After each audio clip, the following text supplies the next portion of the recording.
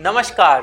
घड़ी में रात के 9 बज चुके हैं और वक्त हो गया है आपके पसंदीदा बुलेटिन प्राइम टाइम एट 9 का, जहां मिलती है आपको प्रदेश की हर ताजा खबर।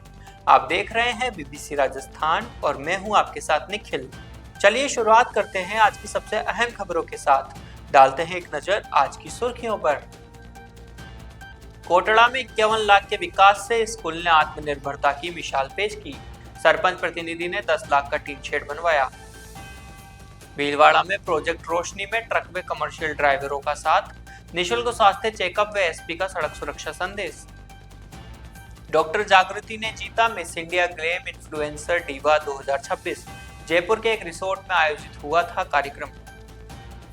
बीकानेर में रायसर के धोरों पर पहली बार मकर संक्रांति पर पतंगबाजी। पर्यटन विभाग और सरकार के संयुक्त तत्वाधान में हुआ उत्सव। बीकानेर में 78वें भारतीय थल सेना दिवस पर भव्य समारोह। गौरव सेनानी एसोसिएशन ने निकाली रैली। बीकानेर में शिक्षा सचिव व जिला प्रभारी सचिव ने की समीक्षा। बजट घोषणाओं के संबंध में अधिकारियों से ली जानकारी। भीलवाड़ा अवैध हथियारों के साथ 7 गिरफ्तार। पेट्रोल पंप लूट का था प्लान। एचबीएस गैंग का मुख्य सरगना भी शामिल। राजसमंद भीम में दबंगों ने किया परिवार पर जानलेवा हमला। कार्रवाई नहीं होने पर पीड़ित परिवार ने एसपी से लगाई गुहार। तो ये थी आज की बड़ी सुर्खियां। बढ़ते हैं खबरों की पूरी रिपोर्ट की ओर विस्तार से।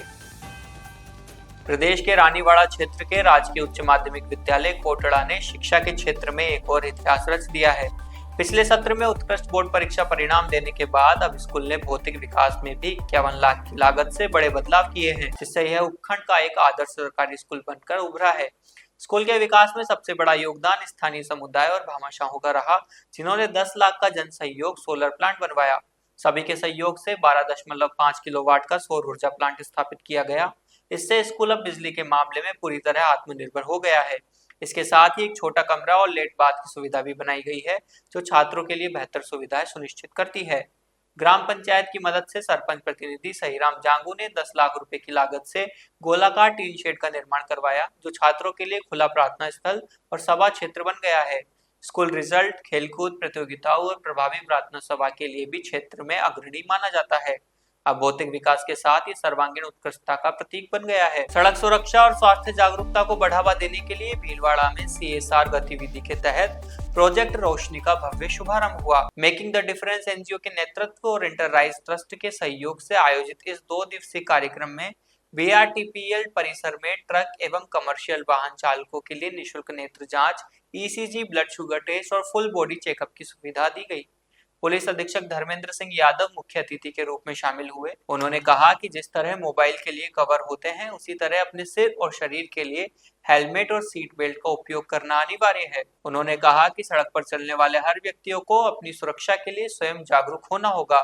CMHO डॉक्टर रामकेश गुर्जर, प्रशासनिक अधिकारी, पुलिस विभाग, मीडिया और अन्य गणमान्य जन भी मौजूद रहे।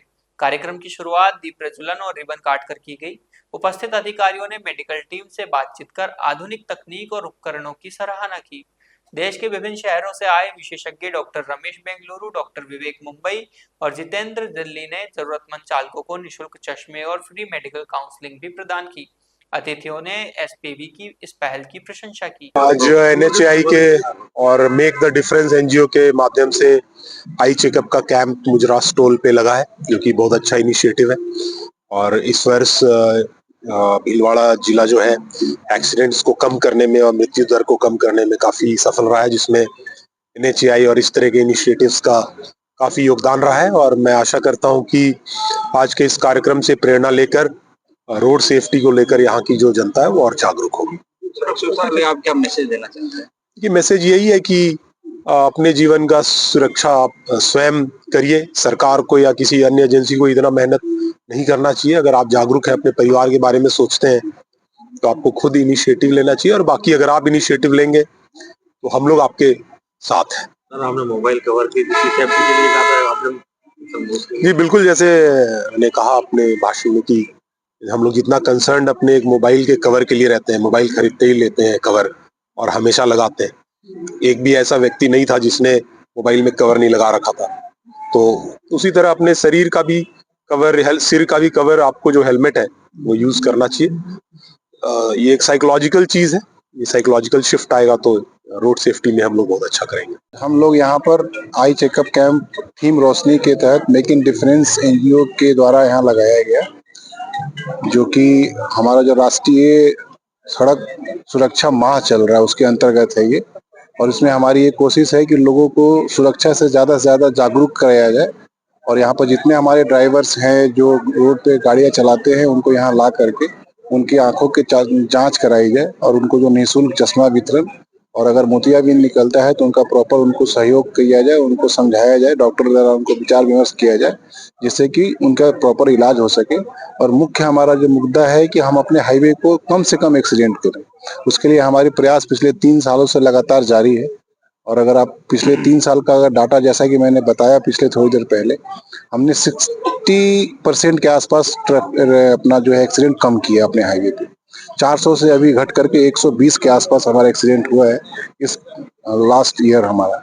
तो मैं यही सबसे अनुरोध करूंगा मीडिया के माध्यम से ही कि हमारे हाईवे पे जो भी लोग चलें सुरक्षित चलें, हेलमेट का इस्तेमाल करें, गलत दिशा में गाड़ी ना चलाएं, और ड्रिंक करके तो गाड़ी बिल्कुल ही ना चलाएं। आपने कहा थैंक यू। कि 400 से आपने 100 पे लिया है, 120 पे 120 पे रेशो कम कर लिया।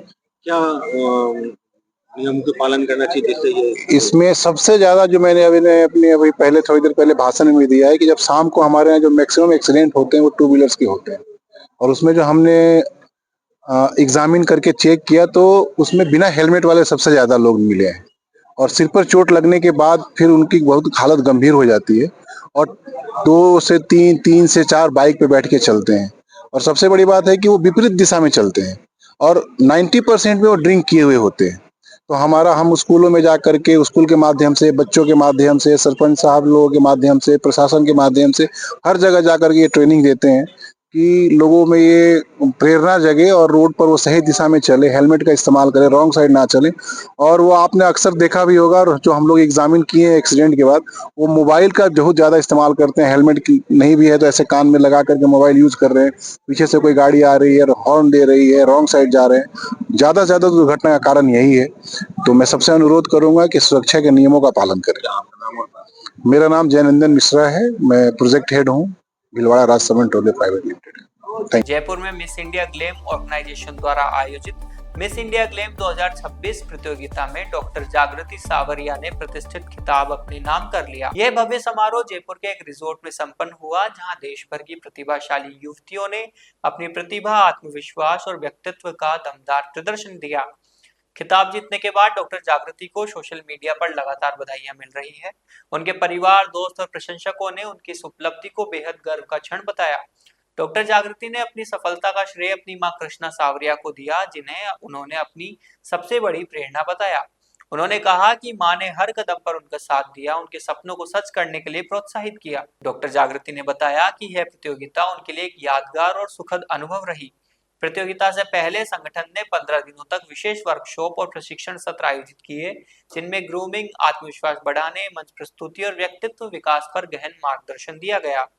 इन सत्रों ने सभी प्रतिभागियों को संवारने में अहम भूमिका निभाई। इस अवसर पर डॉक्टर जागृति ने पवन कीर्ति और मिस इंडिया ग्लैम ऑर्गेनाइजेशन की पूरी टीम का आभार व्यक्त किया। बीकानेर के रायसर के धोरों पर पहली बार मकर संक्रांति के पावन अवसर पर पतंगबाजी का रंगीन और उत्साहपूर्ण आयोजन हुआ। पर्यटन विभाग और राज्य सरकार के संयुक्त तत्वाधान में आयोजित इस अनोखे कार्यक्रम में स्थानीय कलाकारों ने अपनी अपनी संस्कृति और विविध रंगों की वेशभूषा में जमकर पतंग उड़ाई और आसमान को बहुरंगी ताने बाने से भर दिया। पर्यटन विभाग के संयुक्त निदेशक अनिल कुमार राठौर ने बताया कि यह आयोजन राज्य सरकार के उस निर्देश का पालन है, जिसके तहत 7 जिला मुख्यालयों पर एक साथ पतंग उत्सव मनाया जा रहा है। बीकानेर ने इस बार पहली बार धोरों की रेतीली धरती पर पतंगों का स्वर्ण बनाया, जो पर्यटन और सांस्कृतिक पहचान को बढ़ावा देने की दिशा में एक महत्वपूर्ण कदम है। कार्यक्रम में शामिल कलाकारों और दर्शकों ने मुख्यमंत्री भजनलाल शर्मा का आभार व्यक्त किया। सुबह से ही धोरों पर लोग जमा होने लगे थे। बच्चे, युवा और बुजुर्ग सभी ने पतंगों को काटने और उड़ाने में जोश दिखाया। कई प्रतिभागियों ने अपनी पारंपरिक पोशाकें पहन रखी थी। जोधपुरी साफा, विष्णुई वेशभूषा और राजस्थानी चुनरी ने दृश्य को और रंगीन बना दिया। आज मकर संक्रांति के अवसर पर पर्यटन विभाग और जिला प्रशासन की ओर से मैं सभी का हार्दिक अभिनंदन और स्वागत करता हूं। जैसा कि आप देख रहे हैं कि हमारे बीकानेर के जो जन लोग हैं, साधारण लोग हैं, वो भी आज पूरा तैयार होके और हमारे यहाँ रायसर के दौरों में पतंग उड़ाने के लिए पहुंचे हैं। राज्य सरकार की ये पहल है कि जो है पतंग उत्सव का आयोजन यहाँ किया जाए, तो सातों संभाग मुख्यालयों में आज इसका आयोजन किया गया है। और इसके साथ ही हम कोशिश ये कर रहे हैं कि अगले साल से जो है हम इसको एक रेगुलर फीचर बनाएं। आज भी बहुत सी संख्या में स्थानीय जन यहाँ पे आए, इसके अलावा पर्यटक आए, उन्होंने पतंगे उड़ाई और जो है यहाँ पे पतंग उड़ाने का उन्होंने आनंद लिया। रीति ये राजस्थान का काइट फेस्टिवल के लोग, ठीक है, राजस्थान की परिवर्ती वेशभूषा, संस्कृति, संस्कार ये आपके सामने दिख रहे हैं। सब अपने रंगों में उभरे हुए हैं। जैसे पतंग के अलग अलग कलर होते हैं, मंजे के कलर अलग अलग होते हैं, उसी प्रकार से हमारे जितने भी भाई बंधु आए हुए हैं सब अपने कलरफुल ड्रेस में आए हुए हैं और आज बहुत अच्छा लग रहा है। मैं मीडिया के साथ में थैंक्सफुल कहता हूँ भजन लाल जी शर्मा का, मुख्यमंत्री साहब का, नरेंद्र जी मोदी जी का, कि उन्होंने ये अच्छा एक संदेश दिया कि जो पतंगबाजी होती है, जो मकर संक्रांति के दिन, जैसे हम लोग बीकानेर में आखातीज बनाते हैं, आज ऐसा लग रहा है कि आज आखातीज है और बहुत अच्छा माहौल बन रहा है। आप सभी के सामने देख सकते हैं कि ये सब लोग अपने तैयार होकर आए हैं और बहुत अच्छा आनंद ले रहे हैं। धन्यवाद। नाम मेरा नाम है आर्यन कुमार जोशी, राजस्थान बीकानेर। आज इस रायसर के दौरों में हम सब मिलके ये जो पतंग उत्सव मना रहे हैं, इसमें हम बहुत ही आनंद और खुशी महसूस कर रहे हैं। ये बीकानेर के इतिहास में मकर संक्रांति पर पहली बार पतंग उड़ाई जा रही है। वैसे तो पतंगे बीकानेर स्थापना दिवस पर उड़ाई जा रही है, लेकिन माननीय मुख्यमंत्री जी के आदेश है कि भाई एक देश है, एक त्यौहार मनाओ। उसके आधार पर ये जो मकर संक्रांति का पर्व हम रायसर के दौरों में मना रहे हैं। इसमें मैं पर्यटन विभाग को भी और बीकानेर के जिला प्रशासन और माननीय मुख्यमंत्री जी को भी धन्यवाद देता हूँ कि हमारे को, हमारी सब यूनिट को, राजस्थानी परिवेश वाले हम जो जाजू ब्रिगेड है उनको मौका दिया, हमको बहुत अच्छा लगा। और समस्त राजस्थान वासियों को नहीं, पूरे देशवासियों को आज मकर संक्रांति की हार्दिक शुभकामनाएं। जय जय राजस्थान, जय जय हिंदुस्तान। बीकानेर में 78वां भारतीय थल सेना दिवस बड़े गर्व और उत्साह के साथ मनाया गया। गौरव सेनानी एसोसिएशन बीकानेर की ओर से आयोजित इस समारोह में भूतपूर्व सैनिक, वीरांगनाएं और एनसीसी कैडेट्स ने बढ़ चढ़कर हिस्सा लिया। शहर के मुख्य मार्गों से एक भव्य रैली निकाली गई, जिसमें सेना के इतिहास, शौर्य और बलिदान को याद किया गया। समारोह में कांग्रेस के नेता मदन गोपाल मेघवाल, मकसूद अहमद सहित शहर के कई गणमान्य नागरिक उपस्थित रहे। सभी ने पूर्व सैनिकों और वीरांगनाओं को शॉल ओढ़ाकर, स्मृति चिन्ह देकर और फूलों के गुलदस्ते भेंट कर सम्मान किया। कर्नल मोहन सिंह धूपालिया सेवानिवृत्त ने भारतीय थल सेना के इतिहास, उसकी बहादुरी और आधुनिक तकनीकी क्षमता पर विस्तृत व्याख्यान दिया। एनसीसी कैडेट्स ने देशभक्ति गीतों और नारे के साथ रैली में जोश भर दिया। स्थानीय निवासियों ने जगह जगह पुष्प वर्षा कर सेना के प्रति अपना आभार व्यक्त किया। मनाया जा रहा है। ये पहले 1949 तक जो हमारे चीफ ऑफ आर्मी स्टाफ थे, ये ब्रिटिश आर्मी के चीफ ऑफ स्टाफ थे बूचर, उनके रिटायरमेंट होने के बाद में जनरल करेप्पा पहले चीफ ऑफ स्टाफ बनाया जाए। तो इसी उपलक्ष्य में जिस दिन हिंदुस्तान की फौज गठन हुई, ये आर्मी डे मनाया जाता है। पहले 10 साल 1960 तक तो ये बिल्कुल नॉर्मल वे में मनाया जाता था। उसके बाद में ये दिल्ली के अंदर हर 15 ये जनवरी को परेड होती है। तो बेसिक अपना डिसिप्लिन, डिवोशन और पूरे साल के अंदर ये अपने देश के लिए जिन्होंने सेक्रीफाइस किया तो उनको सम्मानित किया जाता है। और सबसे इम्पोर्टेंट है हमारे पास जो हमारे हथियार है, जो हमारे युद्ध के अंदर काम आते हैं, तो उस सारे जो हथियारों को भी प्रदर्शनी की जाती है। लेकिन सबसे अच्छे लास्ट तो समय से ये बहुत अच्छा है कि ये देश के हर भाग के अंदर आर्मी डे मनाया जाता है। जैसे इस साल जिम्मेवारी मिली है जयपुर में, तो पूरे देश के प्रति लोगों को भावना होगी, सेना के प्रति भावना होगी, वो अपने बच्चे को सेना में भेजेंगे। जब चारों तरफ देखेंगे सेना के क्या एनवायरनमेंट है, क्या अपॉर्चुनिटीज़ मिलती है, और उसमें मतलब और आज मतलब जो हमारे पास लेटेस्ट क्या क्या हथियार है, तो एक पब्लिक भी सुरक्षित महसूस करेगी कि भाई आज हमारे तो 90% पॉपुलेशन को पता ही नहीं आज देश के पास क्या क्या हथियार है। तो आज हम मतलब वर्ल्ड की मतलब एक फौज के हिसाब से ताकतवर फौज है। सर आज आपने क्या किया? आज के दिन ये 15 अगस्त बीकानेर में इसी सिलसिले में, जैसे जयपुर में आर्मी डे है तो हम बीकानेर में मनाया है। तो ये सारे हम ये वेटरन्स हैं, एक्स सर्विसमैन हैं, वो सारे इकट्ठे हुए, एनसीसी के कैडेट आए, वीर नारी और वीरांगना भी हमारे साथ हैं, तो उनको भी हम सम्मानित करेंगे आज। सर नाम हो? मेरा नाम कर्नल मोहन सिंह धुपालिया। बीकानेर में शिक्षा सचिव एवं जिला प्रभारी सचिव कृष्ण कुणाल ने कलेक्ट्रेट सभागार में बजट घोषणाओं के क्रियान्वयन और विकास कार्यों की प्रगति की समीक्षा बैठक ली। उन्होंने विभागवार बजट घोषणाओं की स्थिति जानी। उन्होंने निर्देश दिया कि यदि किसी कार्य के लिए अतिरिक्त बजट की आवश्यकता है तो तत्काल प्रस्ताव भेजा जाए। प्रभारी सचिव ने कोर्ट गेट और सांखला रेलवे फाटकों की समस्या के समाधान, शहरी सफाई व्यवस्था, सड़क सुदृढ़ीकरण और रोड लाइटों की प्रभावी व्यवस्था की समीक्षा की। उन्होंने नगर निगम और बीकानेर विकास प्राधिकरण को आपसी समन्वय के साथ कार्य करने के निर्देश दिए। उन्होंने कहा कि जिले के सभी 17 पीएम श्री विद्यालय और 714 राजकीय उच्च माध्यमिक विद्यालयों का सघन निरीक्षण करवाएं। पानी, बिजली, शेड, चारदीवारी जैसी आधारभूत सुविधाओं का आकलन करें। यदि कोई कमी हो तो तत्काल दूर करें। उन्होंने जर्जर स्कूल भवनों की शिफ्टिंग की जानकारी ली और स्पष्ट निर्देश दिए। बैठक में सभी विभागों के वरिष्ठ अधिकारी मौजूद रहे, जिन्हें कार्यों की मॉनिटरिंग के लिए निर्देशित किया गया। स्पेशल इंटेंसिव रिवीजन का आज लास्ट डे ऑफ इलेक्शंस का, इसमें पूरे जिले का रिव्यू किया और जो करीब करीब 1 लाख से ऊपर लोग जिसका नाम डिलीट हो रहा है उन सब का पूरा डिटेल दिया कि ये डिलीट हो रहे हैं नहीं, सारे डॉक्यूमेंट्स हुए हैं नहीं, और जो दस्तावेज आ रहे हैं उसको सेकेंड राउंड जब इसकी समीक्षा करेंगे तो उसमें चेक कर ली जाएगी।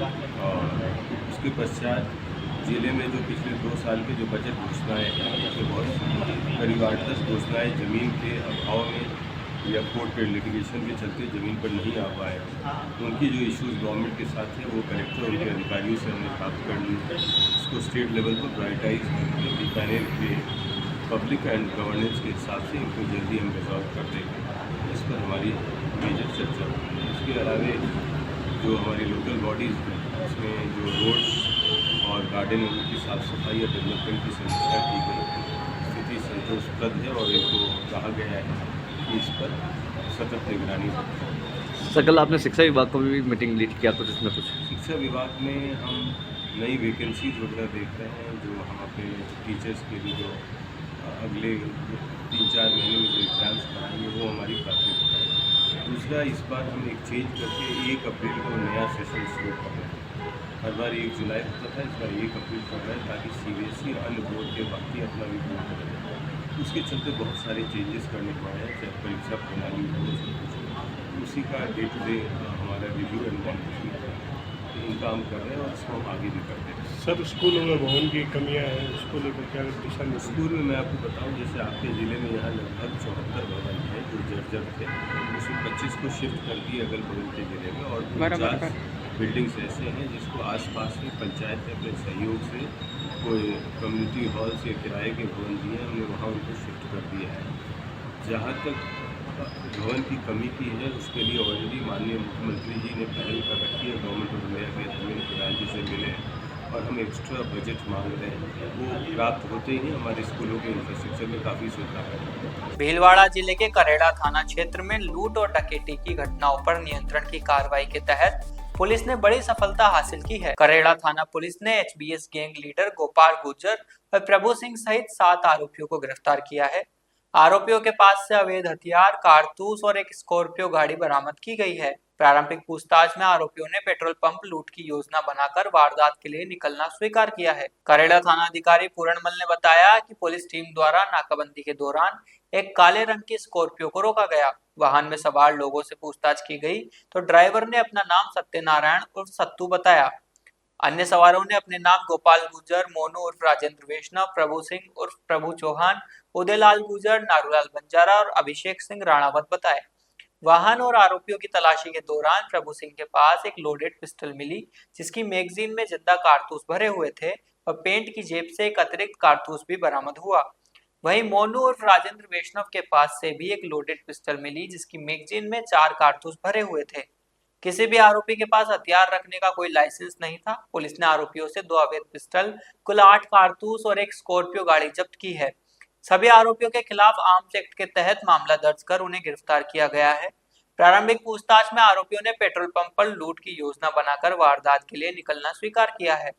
पुलिस के अनुसार पकड़े गए 7 आरोपियों में से अभिषेक सिंह को छोड़कर सभी के खिलाफ अलग अलग थानों में गंभीर धाराओं में पहले से मामले। राजसमंद जिले के भीम थाना क्षेत्र के गांव कालेड़ा में एक परिवार पर दबंगों के जानलेवा हमले और पुलिस की कथित निष्क्रियता ने कानून व्यवस्था पर गंभीर सवाल खड़े कर दिए हैं। पीड़ित प्रकाश चंद्र खटीक, जो कालेड़ा से भीम तक पानी के कैंपर की सप्लाई करते हैं, ने जिला पुलिस अधीक्षक को प्रार्थना पत्र देकर न्याय की गुहार लगाई है।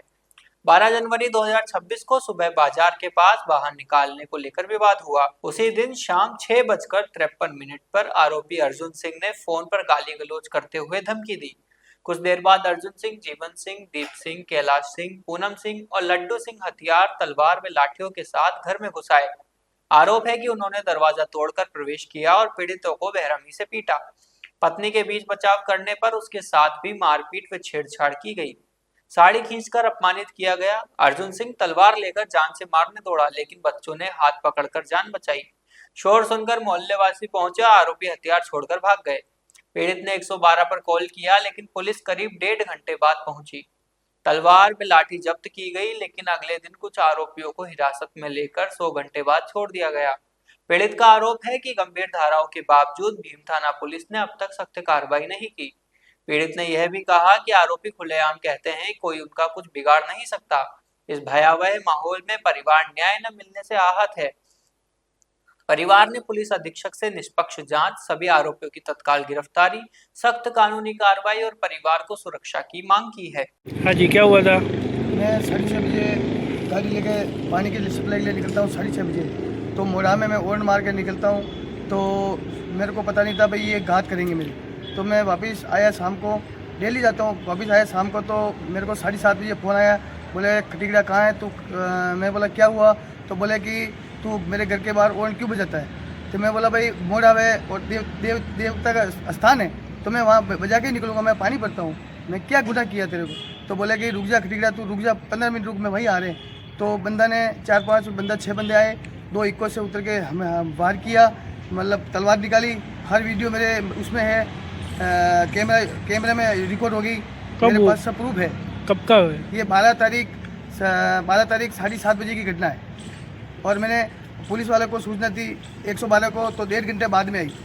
उसके बाद में गांव वाले बहुत इकट्ठे हुए, मेरे को बचाव किया और मेरे पास सब प्रूफ वीडियो के साथ है, मेरे फ़ोन में रिकॉर्डिंग है। उसके बाद में मेरी मिसेज बेहोश हो गई, मेरी माँ बेहोश हो गई और मैं अभी भी मेरे को जान से खतरा है, बिल्कुल खतरा है, हद से ज़्यादा खतरा है। मेरे को सुरक्षित रहना चाहता हूँ मैं। ठीक जी। हमको मारना चाहता है, घर में आके वार करा तलवार से मेरे पति को और मारने लगा और मेरी लड़की को धक्का दे दिया और मेरे पे लुगड़ी चलाई और लुगड़ी उगाड़ दी, धक्का मार के मैं बेहोश हो गई। मारना चाहता हूँ, मेरे पति को खतरा है। आपने क्या देखा मौके पे? मौके पे वो तलवार काट के 2 आदमी आए, मारने लगे, मेरे लड़का ने पकड़ लिया धक्का देके। हाँ, उनका जल्दी करो, कार्रवाई चाहिए। हमको जान से खतरा है। वो बोल रहा है 2 लाख रुपए लेके तेरे को खत्म करवा दूंगा 2-4 दिन में। 2 लाख रुपए लेके बोले मार डालूंगा। तो हम तो रात भर तो हम जाते ही है, गाड़ी घोड़ा पानी का धंधा तो नहीं जाएंगे तो कहाँ जाएंगे? हम 10-20 रुपए का धंधा करते हैं। हाँ, तो ठीक है। तो ये थी आज की बड़ी खबरें। राज्य की हर छोटी बड़ी हलचल को जानने के लिए जुड़िए हमारे साथ हर रात 9 बजे BBC Rajasthan prime time at 9 पर। अगर आप भी अपने क्षेत्र, संस्था, समाज या संगठन की खबरें हमारे साथ साझा करना चाहते हैं तो हमें संपर्क करें 9414102499 पर। और राजस्थान की हर ताज़ा जानकारी के लिए फॉलो करें और सब्सक्राइब करें हमारे इंस्टाग्राम व यूट्यूब चैनल BBC राजस्थान को।